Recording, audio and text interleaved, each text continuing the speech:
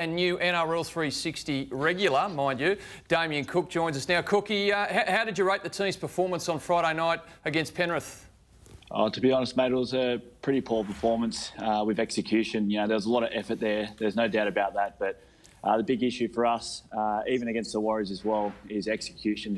We're giving up easy field position to these good teams, and like Panthers did, they took advantage of that. Cookie, is it fair to say that the Rabbitohs pack is not the force it once was? It's obviously missing some big names, but I've really taken offence to some of the comments at the start of the year of, you know, the pack's not going to be the same, because I obviously see, I'm the hooker there and obviously see how hard these guys work. And at the moment, we're just making it really hard for ourselves. We can't be dropping that many balls, and obviously our discipline as well. We're a bit of fatigue coming into the game, but these new rules really suit our pack. They're a very mobile pack. There's not too many big guys, and they've got a lot of skill as well. So once we really start holding the ball and we can take those teams into an arm wrestle, I really think we'll see the best of our pack. And your role out of dummy half behind this pack, has it affected that anyway? Well, at the same time, obviously need the pack going forward, the team playing well, and I can do my job off the back of that. So there's been there's games where I've been have a fair few runs and get some good run meters, and then there's a couple where I haven't as well. So I've got to make sure I play each game on its own merit and not overplay my hand. But I definitely feel like it's building nicely. You know, the first couple of rounds was just sussing out the new rules, and I called myself out a few times. But you know, definitely feel like I'm building my game and ready to go to another level. It'd be fair to say, though, that a forward pack that loses John Sutton and Sam Burgess in one hit, you know, is probably not going to be as good the following year. There's some holes to fill, and not just terms of go forward, but leadership, right? Sutton and Burgess were both great leaders at the Rabbitohs. How has that responsibility shifted to other members of the team? Yeah, it was good. We've got Sam back in the bubble now, which is great, but we're lucky to have Sam and Sutto around the club. Being those great leaders that they were, they can help the senior players like myself, Reno and Cody Walker, where we need, because we are, you know, doing this for the first time this year, and I feel like we're doing a good job, but it's great to have those guys there to lean on. But like you mentioned, any team that loses players like that, definitely a bit of a loss, but I really think, you know, last year, blessing in disguise, Sam missed a fair bit of footy through injury and stuff like that, and these younger boys got some great game time, and we're seeing some good footy by Junior Totola this year, and you know, got Cam Murray as well, and I think Jaden Sewer's building on his game each week, and he's going to be a great player for us. So sorry to drill down on this a bit more. So take me out onto the field. I'm assuming that John Sutton and Sam Burgess were both big voices inside the team, inside the 80 minutes. So who are the players now that step forward? If you guys are under the pump, who does most of the talking? Oh, look, Reno and Cody are the halves of our side, so they will do most of the talking, and sometimes other boys like to chime in here and there, but you know, they're the main talkers of the group, and obviously they're running the show too, so we're just got to make sure we listen up to those guys. But at the moment, we're not doing them any favours with the amount of ball we're dropping at the moment. We're taking them out of the game. So when you go back to that, Cookie, last week when you sit down and analyse what happened, is it attitude?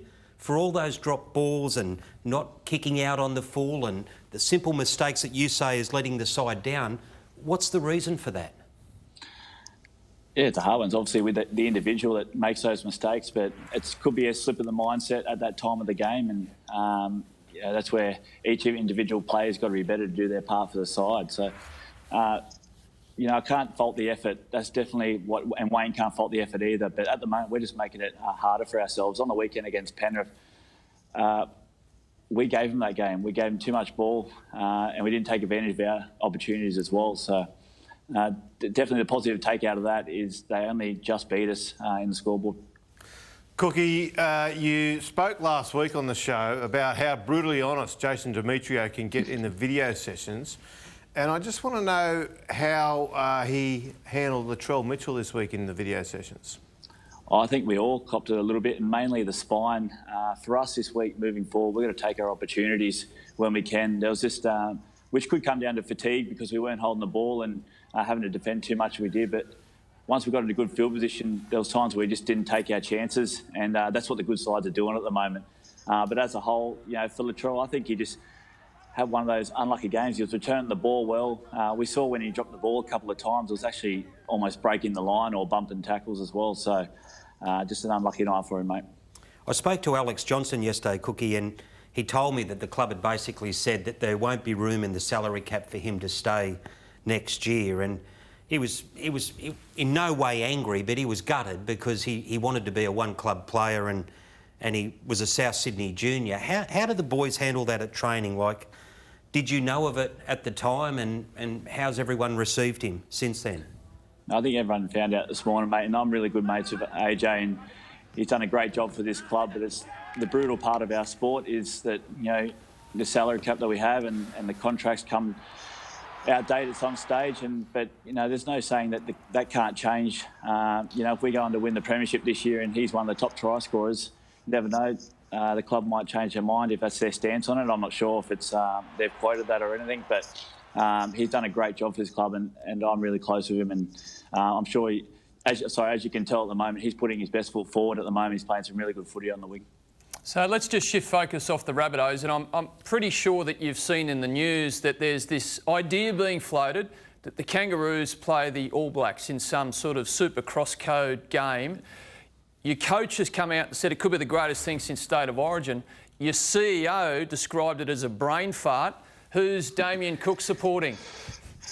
Look, I see what the NRL are trying to do here. That we've got a pretty poor situation we're in this year with the COVID and you know, obviously the Kangaroo Tour got cancelled at the end of the year.